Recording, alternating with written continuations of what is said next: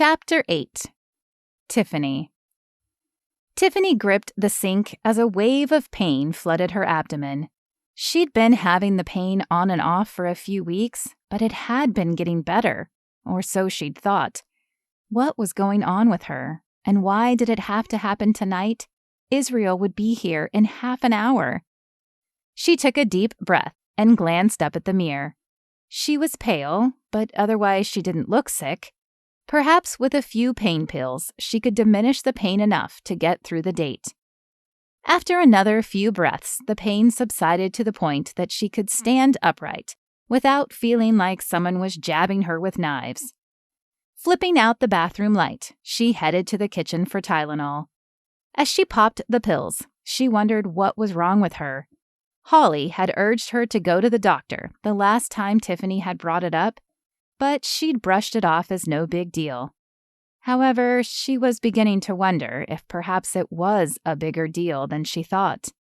She tapped her phone to do some internet searching before Israel arrived, but she'd barely brushed the surface of what it could be when the doorbell rang.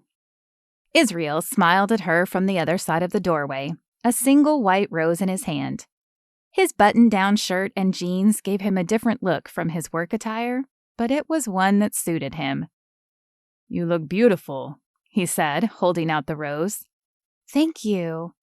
Tiffany smoothed out the pink skirt she'd chosen as she stepped back to allow him entrance. "Let me put this in some water and then we can go." As she took the rose, she wondered why he'd brought white instead of red. Was there significance to it, or was it simply a choice? She thought about asking him, but every attempt sounded rude in her head, like she didn't like the white, or would have preferred red, neither of which were the case. Figuring she could look it up later, she grabbed a tall glass from the cabinet and filled it with water before placing the rose in. It wasn't exactly a vase. She didn't own any of those, as no one had given her flowers in a long time, but it would work. "Do you have an idea of where you'd like to go tonight?" she asked, as she placed the glass on the counter and turned back to Israel. "I thought I'd let you pick, since you know the area better. I promise to drive wherever you say." He held up his keys, smiling as they jingled back and forth. Tiffany pursed her lips as she thought. She didn't want to take him to a Mexican restaurant, in case the food didn't live up to what he was used to. And she didn't want anything super heavy in her own gut, as it was still reminding her every once in a while that it wasn't happy for some reason. "How about a cafe? There's a nice one on Main Street that does traditional German and American food, so you can get a schnitzel or a salad." A salad definitely sounded like the route she would take. "Sounds great. Lead the way." With a smile, she grabbed her purse, locking the door behind her before following him to his older model white Ford truck. It wasn't sleek or new, but it was clean and well cared for, and somehow comforting. Her father had never owned a truck. He'd always felt it was beneath him, but her Uncle Jack had. Uncle Jack was her father's brother, but the two were nothing alike. Where her father placed money and prestige at the top of his list, Uncle Jack placed family.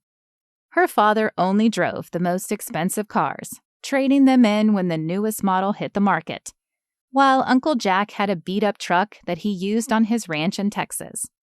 And while she didn't get a chance to see him often, she always enjoyed the summers she got to spend time with him and his family. They were the picture of what a normal family could be like. Israel reminded her of her Uncle Jack and his southern charm as he held the passenger door open for her. "My lady." He folded the arm not holding the door across his waist and bowed slightly. She smiled as she climbed in. In a world where chivalry was often looked down upon and mocked, Tiffany had never expected to find a man in courage who exuded it with grace. As she buckled her seatbelt, another wave of pain struck her abdomen, and she bit the inside of her lip to hide her grimace. There was no way she was cutting this date short. She wanted to find out more about Israel. As he shut her door, apparently not noticing her pain, She pressed her hand against her stomach and took a few more deep breaths. By the time Israel reached his side, the pain had subsided again, and she flashed him a small smile as he started the truck and headed toward Main Street.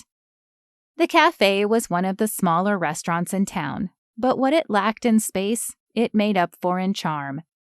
The outside of the place resembled a Bavarian lodge, complete with wooden beams and a cream exterior. "This is quaint," Israel said as he parked the truck. "I remember visiting a place similar to this when I was in Germany." "Were you stationed there?" Tiffany asked, unbuckling her seatbelt. She moved to open her door and climb down, but before she could, Israel appeared on the passenger side and did it for her, holding out his hand to help her down. "No, but I had a short layover there once. We had a few hours, so they took us to the nearest town for food, and there was a restaurant that looked very similar." "I always wondered if they actually looked like this in Germany," Tiffany said, as Israel opened the large wooden door for her. "Maybe one day we'll have to find out." He shot her an impish side smile as the hostess greeted them. "Table for two?"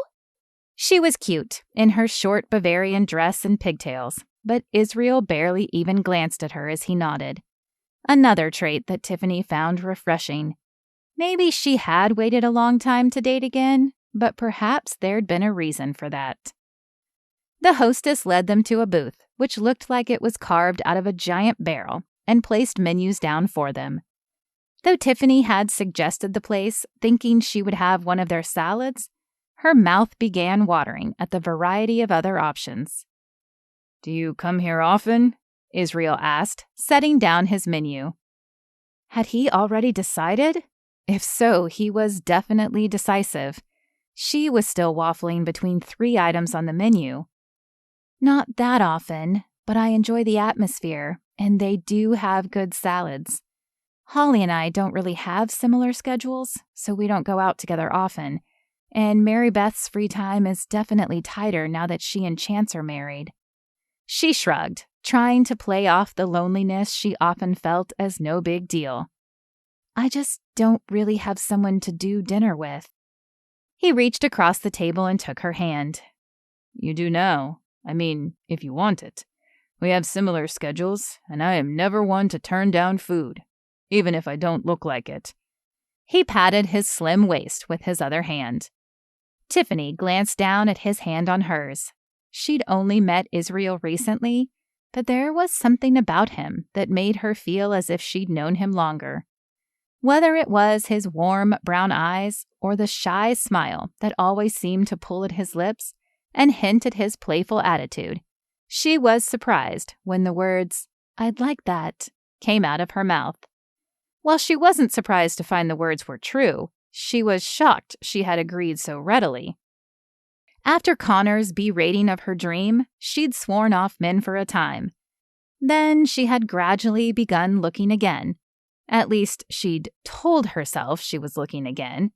In reality, though, she would find something wrong with every man she even considered before it reached the point of him asking her out.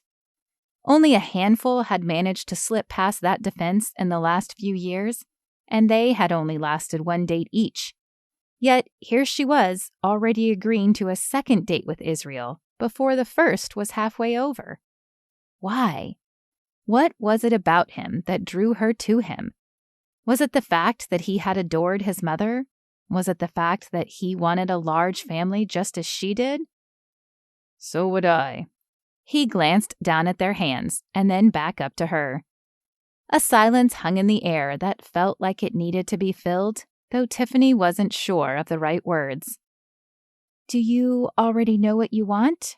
she asked, dropping her eyes back to the menu in hopes of regathering her thoughts.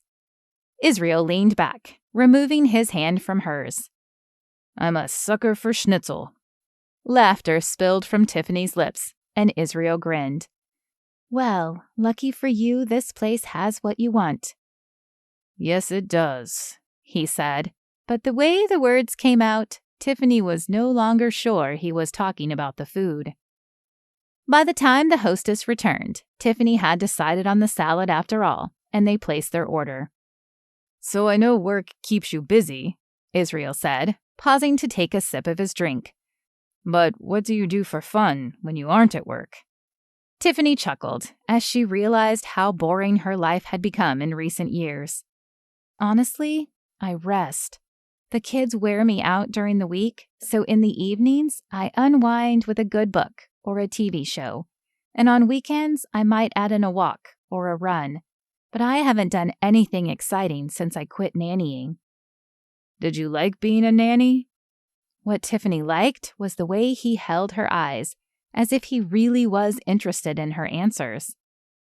"I did, though it had its challenges like any job." "Oh yeah? Like what? Besides working with kids, I mean, because you're doing that now." "So much." Tiffany lifted her cup and took a drink. "First, I lived with the family, so I never had time of my own. Even on my nights off, the kids would invariably knock on my door. It was fun getting to see them grow, but I did miss having my own life." Israel nodded and lifted his cup.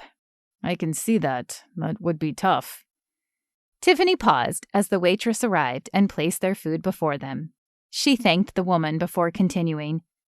"It was, but it was also really rewarding to be there for their big events like birthdays and the like.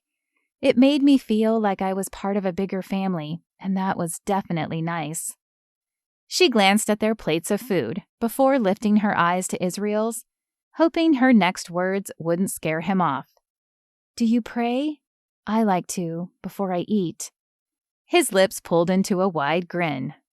"I was just about to ask you the same thing." As he reached across the table and grabbed her hand, Tiffany felt a tingle shoot down her arm. Had she finally found someone she could risk opening up her heart to?